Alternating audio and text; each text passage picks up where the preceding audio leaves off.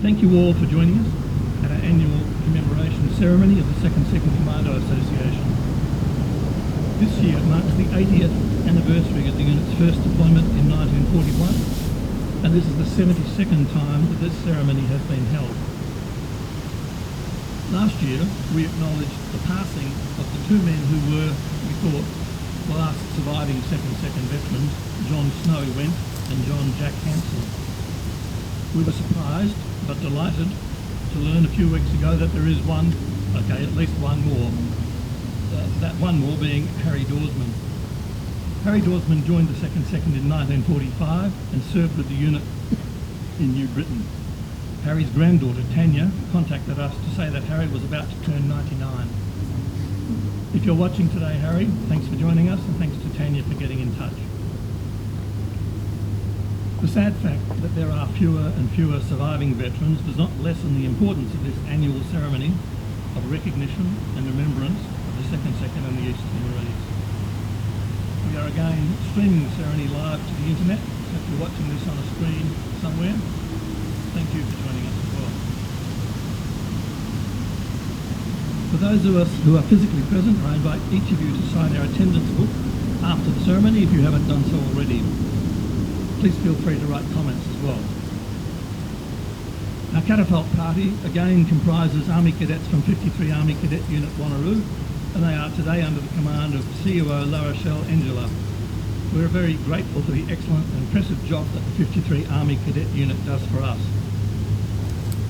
By way of explanation to those of you who have been to many of these ceremonies, we've made a slight change in that the catapult party will only be coming forward after my introduction, which, as you've probably noticed, can be lengthy. As part of my introduction, and as this is a commemoration ceremony, I want to say something at the outset about the 2nd service and its achievements. If you already know the story, please forgive me. In my view, the story of the 2nd should be much better known and much more widely acknowledged. For that reason, as this is a commemoration ceremony, here's a summary. In World War II, when it was looking likely that Japan would enter the war, Australia decided to set up its first unit of commandos, and these were selected from volunteers, mostly from WA. Wanting to protect Australia from a Japanese invasion, the government was concerned about the islands to Australia's north, one of which is Timor. The 2nd, also known as the Double Reds because of their colour patch, arrived in East Timor on the 12th of December 1941, a few days after the Japanese bombed Pearl Harbor. At that time, East Timor was a Portuguese colony. Portugal was neutral in the war, and because we expected that the Japanese would offer little or no resistance to the Japanese, the Double Reds were given the job of stopping them in East Timor. By the time the Japanese did invade, the 270 men of the Double Reds were dispersed in small groups around Dili, the capital of East Timor. As the Japanese force initially numbered about 6,000, the Double Reds were hugely outnumbered.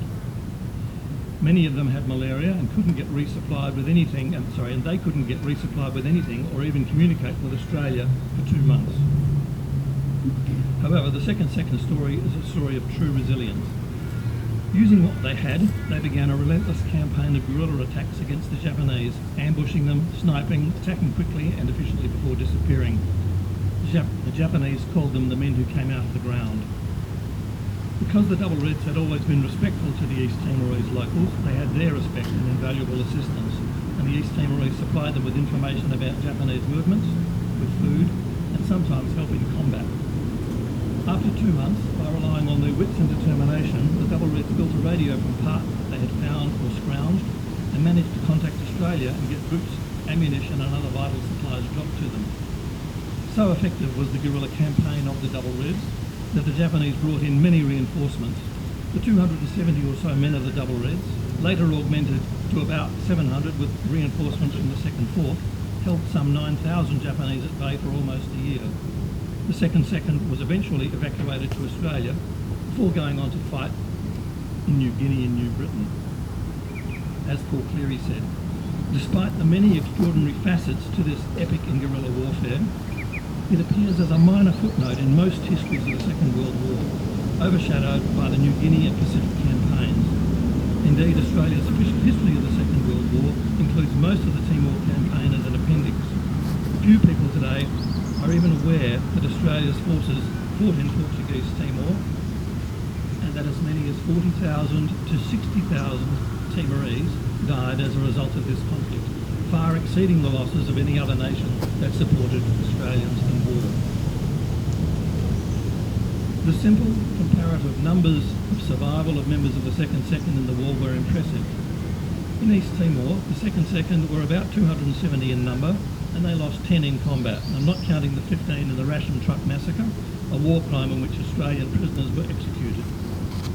Yes, the unit swelled its ranks when some 700 members of the 2nd Corps joined them from West Timor, but the unit is said to have inflicted some 1,500 casualties on a Japanese force of 9,000 or more. So you get the picture.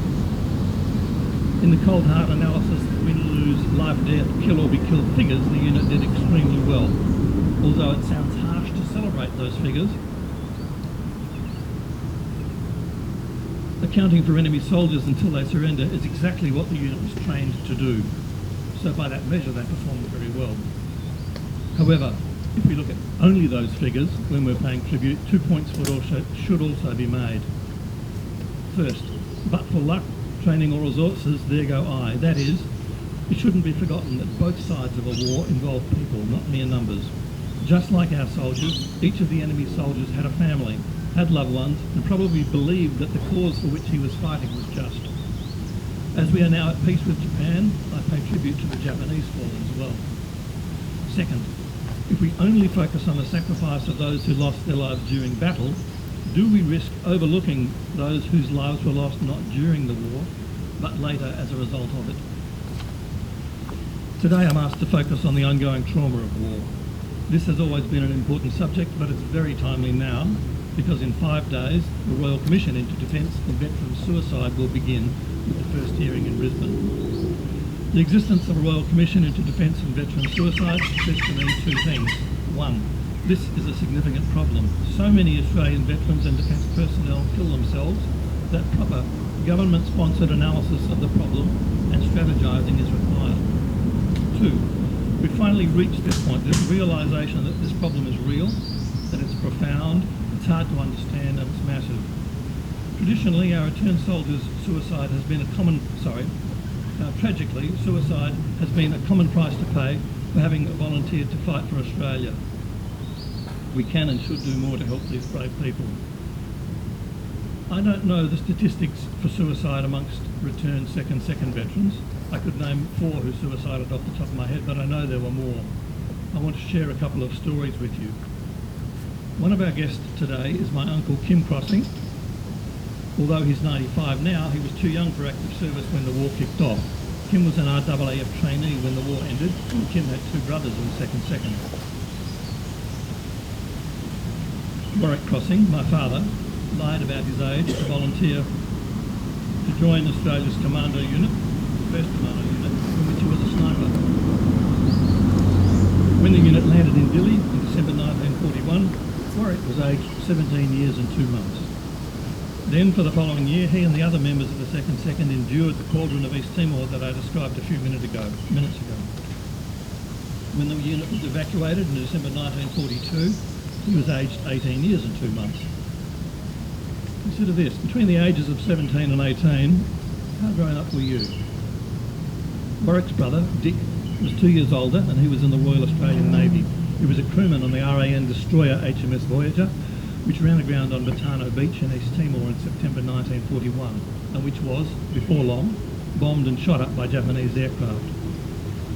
Although most of the Voyager crew were subsequently rescued, Dick Crossing, always something of a tearaway, deserted. Instead of staying to be rescued, and despite the enormous danger, he went to find his brother, Warwick, who was in 9 Section, which was heavily involved in challenging the Japanese who were pushing south. Despite the danger, Dick stayed and fought with the 2nd Second. When the unit eventually returned to Australia, Dick was allowed to stay with the unit for the rest of the war. At the end of the war, he was in the unique position of being honourably discharged from the Navy and the Army. Both Warwick and Dick were traumatised by their war experiences. Both had problems with alcohol. Warwick was apparently more trouble than Dick. Warwick was in and out of psych hospitals. Both of Kim Crossing's brothers suffered with depression and anxiety, and both ultimately took their own lives, Warwick aged 39 and Dick aged 53. The other story is about Mervyn Doc Wheatley, who was a 28-year-old former shearer, horsebreaker, kangaroo shooter from the Pilbara before he volunteered to join the 2nd Second. I want to read a couple of excerpts about him from Paul Cleary's book, The Men Who Came Out of the Ground. Private Mervyn Doc Wheatley was frustrated and angry, and more than anything else, still grieving the loss of his mates. The Japanese had murdered in cold blood 15 men from his platoon on the first day of their invasion of Portuguese Timor. What made matters worse for Wheatley was that his officers seemed reluctant to fight back. It was now April 1942, more than a month since the Japanese had landed in Timor, and Wheatley's platoon had watched the enemy work their way unchallenged into the coffee-growing highlands southwest of Dili, encroaching on the area his company had occupied. Wheatley knew instinctively that, if his company didn't take the offensive, the villagers who were feeding and sheltering them might decide they weren't really worth protecting anymore. So, when an officer asked for volunteers to have a crack, Wheatley was the first to raise his hand. Volunteering ran in the family. Wheatley was one of 5 brothers who were to serve in Australian forces in the war. The lean and sinewy bushman was one of the platoon's snipers, and he was a natural with a rifle. As one of 10 children, Wheatley had begun working on outback stations at the age of 13. After accomplishing himself in all facets of station work, he roamed the Pilbara shooting kangaroos for their skins.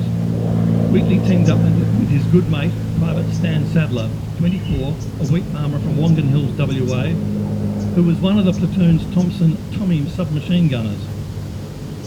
It was as haphazard and poorly planned as this. 2 lowly ranked privates wandering off to have a few shots at a Japanese regiment that had conquered everything in its path, from China to Hong Kong, the Dutch East Indies, and now Portuguese Timor. I'll stop reading from the book for a moment. Wheatley and Stan Sadler set off in the direction of the Japanese. They met up with the head of the company's signals section, Lieutenant John Rose, and 2 other signallers, Don Murray and Ron Sprigg. Even though these signallers had far less training in guerrilla fighting, Doc and Stan persuaded Lieutenant Rose and his 2 men to join them. The 5 of them headed off to a spot where they expected some Japanese truck movement between Ermera and Hatalia to set up an ambush. Before long, a truck carrying 15 Japanese troops arrived. They attacked it.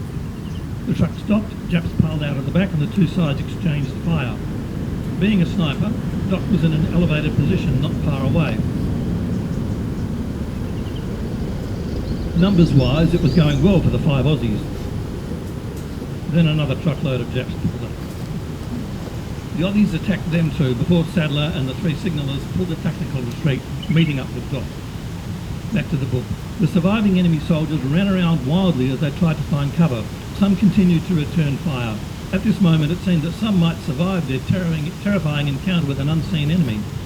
Wheatley was not going anywhere. He calmly told Sadler to keep going, he'd catch him later.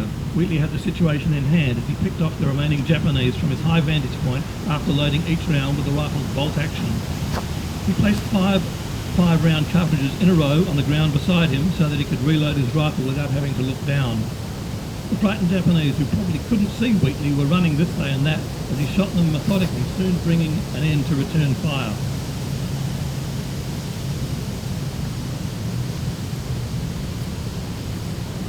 Before leaving, he put a bullet in the engine block of each truck, and then there was silence. Wheatley picked up his remaining cartridges, stood and casually walked up the hill in the direction of his mates.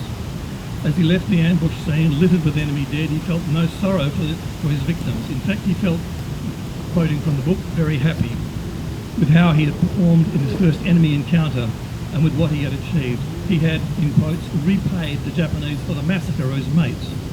He walked up over the hill and found the rest of the party waiting for him. Not only had Wheatley avenged his mates, he'd also defined a very effective form of hit-and-run attack by a small band of men that proved to be a model for guerrilla warfare by his company. Shortly after his ambush, Wheatley conducted an even more daring roadside attack, and the men of his company began carrying out disciplined attacks on the Japanese across the mountains of Portuguese Timor. All of this took place months before the Australians had met the Japanese on the Kokoda track. At that time, when Japan had conquered Asia and had come within striking distance of Australia, The guerrilla war prosecuted by the Second Independent Company amounted to the only offensive action taken by Allied forces against the Japanese in all of the Asia-Pacific region.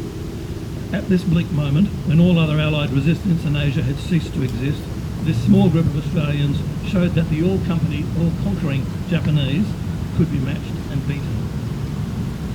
You'll hear more about Doc Wheatley a little later when Cherie Hart delivers the address. Although we are here to commemorate the deeds of the men of the Second and the East Timorese, we also remember and give thanks, of course, to all Australian servicemen and women who have served this country in any conflict or peacekeeping role, and all of those who have helped them, including their families.